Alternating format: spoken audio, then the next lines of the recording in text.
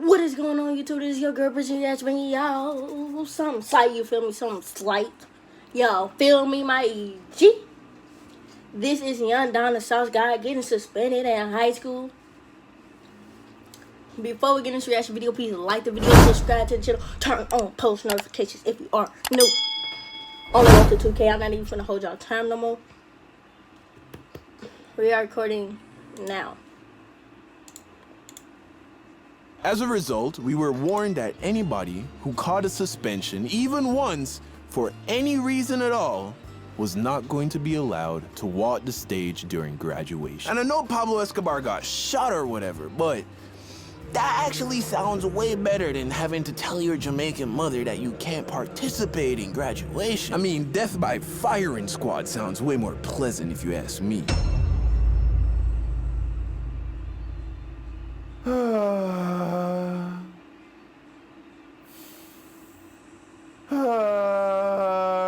What the fuck is wrong with this? Yo, you good? I'm bored. So then go I'm do bored. something, nigga. The fuck? Are you 12 now or something? I don't know what to do. I thought you said you were gonna learn to make beats. You bought the keyboard. What happened to that? Yeah, but it's hard, man. And it's expensive. All the software you gotta buy is expensive. And then the beat packs and the sounds. I ain't got that kind of bread, nigga. You ever think about starting a YouTube channel? I mean, yeah, but isn't all that video editing shit expensive and complicated? Bro, you ain't hear about Filmora 9? It's free to try, and if you like it, it's only like $3-4 a month. All the other video apps cost like $20, but this shit is damn near free, nigga. Damn, is it any good? Bro, that's why I used to edit this whole video. Only took me like 10 minutes to figure out. All right, come, let me show you. If you're new to video editing, Filmora 9 is the best software for Filmora you. 9 Do is everything really from good. split screens to record. You're gonna if you you don't want to pay, you're gonna have a watermark on your video. If you don't know what watermark is, it's basically putting something on your video to show what promoting yourself on your video. But if you don't want to pay for watermark, that's like $20. So to get the premium version with no watermark, so yeah. Recording your screen, editing your clips using green screens and advanced color correction. The color correction, that's my favorite part. They got a ton of preset effects, and you can go to their online stock library, Filmstocks, to download high quality audio, images, footage, and After Effects. Use my download link in the description and try it free today. Yeah, I got a double back and shawty really with it. So I almost didn't graduate high school in Jamaica because the dean of discipline of my school caught me selling candy during morning devotion. What's Now, wrong I with know selling most of you candy? watching live in America, so It's candy, morning Mikey. devotion, dean of discipline, these might be unfamiliar terms to you. Now, for the uninitiated, grew up in Jamaica, graduated Jamaican high school at 16, moved to America, did junior and senior year in Florida, and then graduated American high school. But this story is in the Jamaican high school, so stick with me. There are a lot of differences between high school in Jamaica and high school in America. Public high school in Jamaica, everybody wears uniform. In America, you pretty much wear whatever you want. mean, you Jamaican can't. It public depends on school, what school we you go start the to. day off with morning devotion, where we sing praises, clasp our hands, close our eyes, and All we pray do to the is say good the, Lord Jesus Christ. In American high school, you make anthem? TikToks with your National buddies or whatever the fuck you niggas are doing in 2020. Oh, that's right. Y'all niggas in Zoom class. That's right. In American public school, all throughout the campus, you have these large magical boxes where for just a little bit of pocket Vending change, machines. you can get just about any snack or drink that your little Vending heart machines be desires. hitting In different. I ain't Jamaica, even gonna cap. They be coming in clutch. it's a little different. When I was going to school, we didn't have vending machines on the campus. Instead, we have street vendors, people with carts that they fill with snacks and drinks and all kinds of shit. And they That push look it like down the COVID street. all And around. that's where you go Just when you want to buy a COVID, snack. yes. And in a lot of ways, it's better than a vending machine because you can't negotiate with a vending machine. If it costs $1.25 for the Doritos, you better have $1.25. With the street vendors, shit, they'll take $1.15. Anyway, what this means is that the only only time 10 you can cents get deducted. any food, snacks, candy, drinks during school in Jamaica was during your 45-minute lunch period. Because street vendors 45 pushing their minutes. carts down high school How many minutes?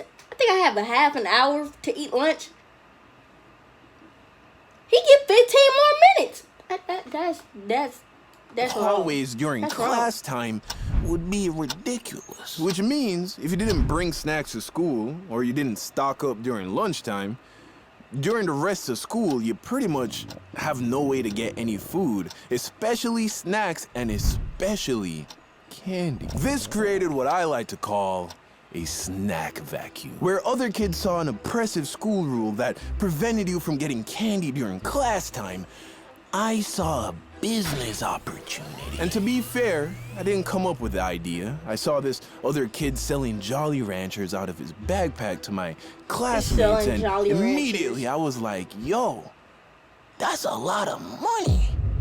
I could be doing that. So I went up to the kid and I asked him, where does he get the candy? He told me that he buys it in bulk at a wholesale. Instantly, I remembered that my cousin that I grew up with, who was like a big sister to me, was married to a Chinese guy who owned a wholesale downtown. So I went home, told my mom about the business idea, and of course, she was very supportive. My mom has always supported anything I wanted to do, so long as it didn't get in the way of school. So she called my cousin, who spoke to her husband, who then basically was giving me the candy Oof. for the price Ooh. that he was getting. Meaning, I was getting my candy for less than wholesale price. Do you get that? Let me break this shit down to you. Okay, so let's say you go in a gas station, right? You look down by the register, what do you see? A big box of Snickers bars, Okay. $1 each. And let's say the box holds 20 Snickers bars. Okay. If you wanted to buy all 20 Snickers bars, you'd have to pay $20. Well, if you were to go to a wholesale store, you could just buy the big box unopened for $10. So now you're paying 50 cents per Snickers bar. And that's because the guy who owns the wholesale store is buying these boxes by the crate load directly from Snickers. So he's getting them for like 5-10 cents per Snickers bar. That's the price I was paying. Because the guy who owned the wholesale store was making babies with my cousin, who again is like a big sister. Tasha was making babies It's with not my what cousin. you know. It's who you know. After one day of selling candy, I made back my initial $20 investment plus profit.